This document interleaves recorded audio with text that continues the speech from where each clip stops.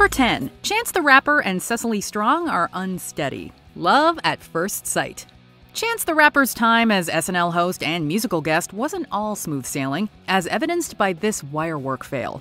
Thanks to his character's confident demeanor, we're initially led to believe that he will successfully sweep Cecily Strong's Jennifer off her feet, despite the bartender warning there's no room to dance. Hey buddy, we don't really have room for dancing here. Well, we are going to dance. And sure enough, he's right. After the dance partners are awkwardly and artificially raised into the air, they end up a little too close to the bartender and the other patrons, dangerously knocking over wine glasses and bumping into furniture. I'll get the glasses.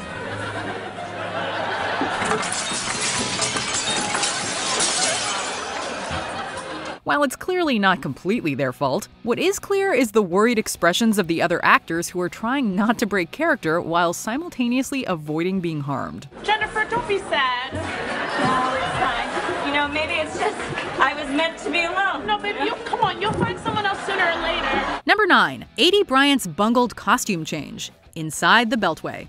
Good morning and welcome to Inside the Beltway, where we look at what's happening up in Washington. When done correctly, a costume change can be a useful tool in a live broadcast, transporting characters across time and space by swapping out one or more articles of clothing. However, when done poorly, it can lead to embarrassment, character breaks, and Saturday Night Live infamy. Such is the case during this season 45 sketch featuring A.D. Bryant, Cecily Strong, Kenan Thompson, and host Woody Harrelson. I mean, remember what happened 5 months ago. Let's take a look. The plan was to have the cast switch clothing between clips to give the impression of a news flashback. But an overzealous aide comes on stage and attempts to take A.D. Bryant's coat while the cameras are still rolling. He gonna win. The flub is obvious to viewers as well as the studio audience, and it causes all 4 actors to break character. Wow, Mr. Maddox, I'll admit that you were onto something back then. Number 8. Uncooperative dogs. Dog court. Actor and comedian W.C. Fields once said, "Never work with animals or children," possibly because both are unpredictable. Don't take justice into your own hands. Take them to dog court with me, Judge Connie Schomburg. Well, we doubt the writers at SNL had ever heard this quote before. How else can you explain their decision to use multiple dogs in the 2019 sketch Dog Court? Things actually get off to a pretty good start, despite the number of dogs present. However, things quickly go off the rails when Cecily Strong attempts to deliver a verdict while holding a pug. Well, let me tell you something. Woo! The dog park is a place for fun and tolerance, okay? I should be so lucky. The pooch thrashes around violently in her arms, knocking around her glasses and generally being an adorable nuisance. The lesson? Dogs and live TV don't mix. Okay, you two. Tell me what's what. Make it snappy. Number 7. Unsuppressed smiles. The Californians. Stuart has cancer. So you're gonna take Candy View Drive over to San Vicente, and then make a left and go 405 north. From there, just get off Mulholland. Totally like that. The Californians is one of the most popular recurring segments in recent Saturday Night Live history, thanks in part to its continuously star-studded roster and the countless character breaks it's caused. Stuart, why are you him so early? I skipped Wilshire and took Beverly over to Santa Monica and took that all the way up. Hey, Stuart, yeah, I just came over to fix the speakers, the outside speakers on the patio. I think they sound pretty good. Few would argue that the first iteration of the sketch was the funniest, and those same people would likely agree that it was also the most out of control. Kristen Wiig and Fred Armisen can barely make it through a sentence in their ridiculous Californian accents, stifling laughter at every turn. However, the worst offender is Bill Hader, who all but gives up on staying in character the moment Fred Armisen opens his mouth.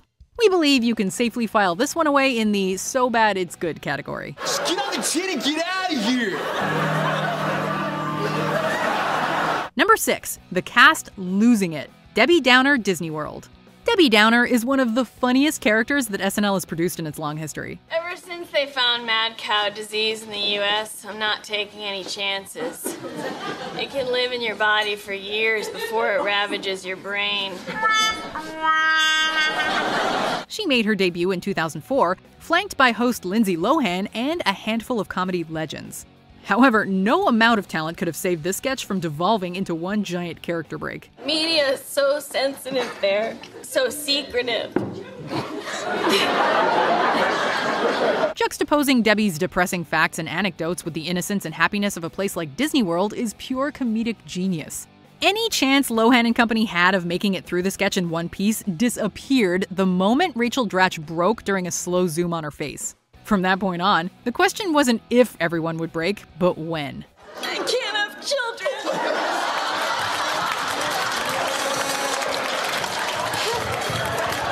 Number 5. Ryan Gosling's Giggles. Close Encounter. You know you've penned an A+ sketch when you get an Academy Award nominee like Ryan Gosling to break. Wow. What floor were you guys on? I woke up in a dirty metal dome and 40 little gray aliens watched me pee in a steel bowl. The Canadian actor was unable to maintain his composure in the face of Kate McKinnon's hilarious retelling of an alien abduction. And how did the aliens return you all to Earth? I was carried down gently. McKinnon's graphic story actually makes everyone on stage break at one point or another, and it's clear that she relishes her ability to make her peers crack up. Gosling was once again the victim of McKinnon's superior comedic talent when he appeared in another Close Encounter 2 years later. However, this time it was McKinnon's, handsy approach that had him in stitches. They'd take one cheek, kind of jiggle it, prime it, and they were making a sound the whole time like... Number 4. Bill Hader's Mad Maneuvers. Girlfriend's Game Night. Bill Hader hosted SNL for a second time in 2018, and while he had a number of hilarious sketches, nothing tops Girlfriend's Game Night. Though not for the reason you'd expect. Hi, sorry we're late. It's been a chaotic week. Horace's sons are suing me again. Horace, where are you going? To the Chicago... Oh, Horace! Hader played Horace, a wheelchair-bound senior citizen dating a much younger woman. The two attend a game night together, but Horace's inability to control his electric wheelchair nearly causes him to flip the table. Horace, slow. Horace. Later in the sketch, he puts it in reverse and nearly runs over Melissa Villaseñor.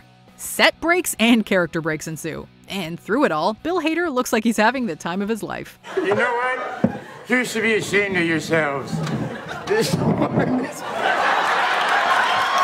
Number 3. John Belushi's Wild Swing. Samurai Stockbroker. Few SNL sketches illustrate just how far live television has come quite like this one.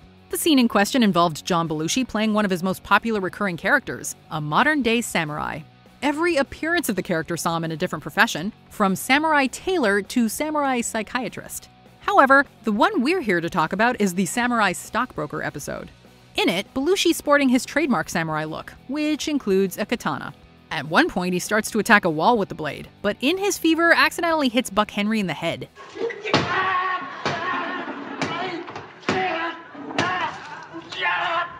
You can clearly see Henry stumble backwards, and for the rest of the episode, he had a band-aid on his head. So yeah, live TV and swords do not mix. Number 2. Adam Driver's bird mishap. Career Day.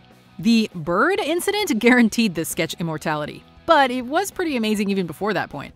Driver plays a curmudgeonly oil baron attending career day at his son's high school. Greetings, children. I'm Mordecai's father. Hello, boy. How are you? Look at your father, boy. He ruthlessly attacks his son for his lack of strength, berating him in front of the entire class. Point to the weakest in your class, and we shall ruin their spirit as I ruined the spirit of H.R. Pickens so long ago.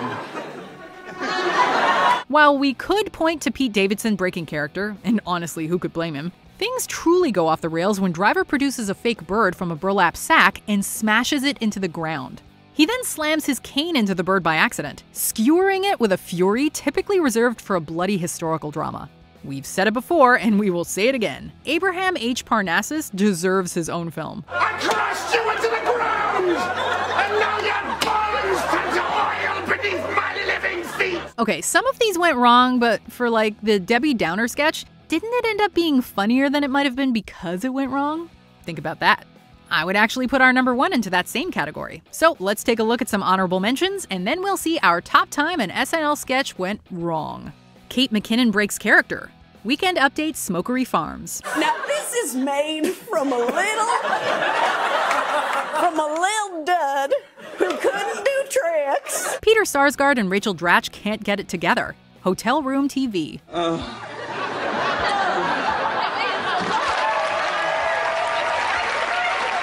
Fallon thrown off by the teleprompter. Weekend update. I'm Jimmy Fallon. Here are tonight's top stories. Kristen Wiig almost running Maya Rudolph over. Super showcase. It's always time for flip-flops. Number 1. Stefan at all times. Various. Arguably Bill Hader's most memorable Saturday Night Live character, Stefan never failed to bring the laughs during his visits to the Weekend Update news desk. His knees look like biscuits. And he's ready to party.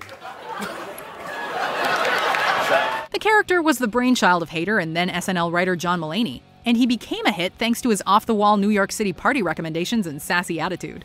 However, Bill Hader simply could not make it through a Stefan appearance without breaking character.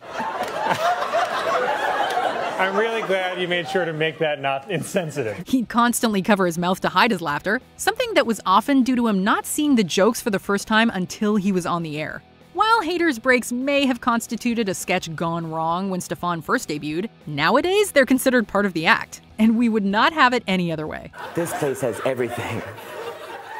Asbestos, lupus, the magazines at Supercuts, Dan Cortez.